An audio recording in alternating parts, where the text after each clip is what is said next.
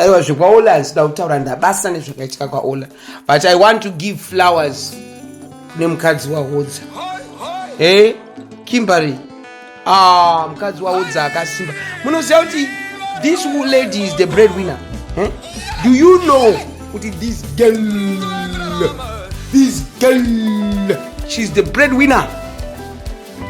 Anoshiritsa musikana uyu achinosvikirana naPhilip Chiyangwa achinosvirwa nempinga like zvaanoita. Anoshandira hidza iri ari makai uyu Kimberly anoshandira ira. Saka makaona rimwe gore uyu akambobuda achiti zvemahure arwadziwa gozi musiwo hanzi gore 10 aida kukwira mukadzi, but Fidza akauya akati akakecha mukadzi gozi Fidza anobhadhara short time, Fidza anobhadhara kana 1000 kana 1500.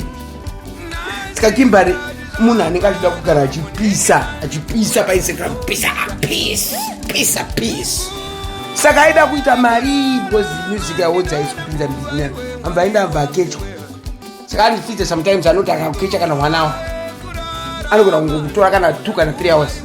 Pakavava akati mukadzi wangu ndatadzorwe in 1 hour kusei iraramba ndiwo ichingomira mani wanafira kukwirwa ndopa akaita live iya muchaiziya achituka ira.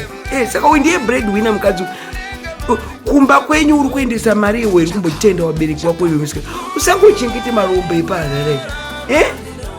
Tobuda uchiseka mama via admire tozvishandira anenge achita masikita ake achita upenyu hwake. Kweiwewe une murume anohura nebeche iri achinoripa umwe unonzwa sei? Ndi wakauya uchitaura zvese uchitaura nongwa kuzonga watumwa kudescribe. But sezvo wakada kuita spotlight timbotaurawo mukadzi wako uyo. How do you feel kuti gore rinopera anzi anokwira kana katuka? Hanzi Kimberly pakusa hago Cheusi pakamboya palive. Do you still remember Cheusi achipupura achiti holite nago nokukwira ringori izwi chete rakakora. Kunokwira vakomana vapupi wakaiti vakasagoda kuita hasha. Vakomana vapupi vadembire kubuda musaka zvaakatoita zveachibuda musaka ndombiri yavo mashort base ndana chisareka imamone chisadaro buno musanga achitora hembe dzemukadzi wake achimba mashort base munotamba nezvirume zvitukafizve ndine musoro inodziya.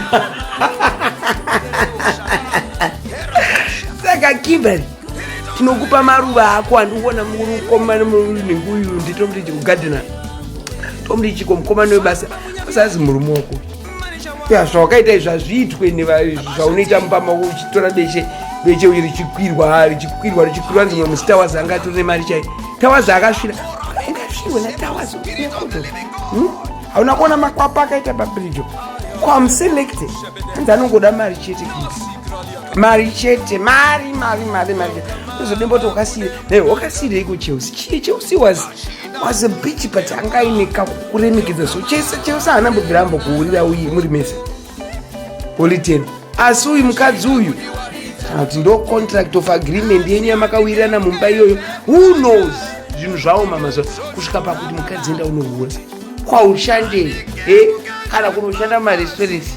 Now woti kudropa out form 4 ana chikoroka woti kusiya mukadzi achinohura akuda kuswera kutinyangadza udze mafenbase ako kuti tiri kunageza mazuva kubanageza tisunungure nyika zvinzvana munanga kwazvatopera izvazvi ndekana kumbozviziva anodzoka kuti munairo nodzoka kupi kwaanodzoka mukana pinda na general chiwenga watiri kuda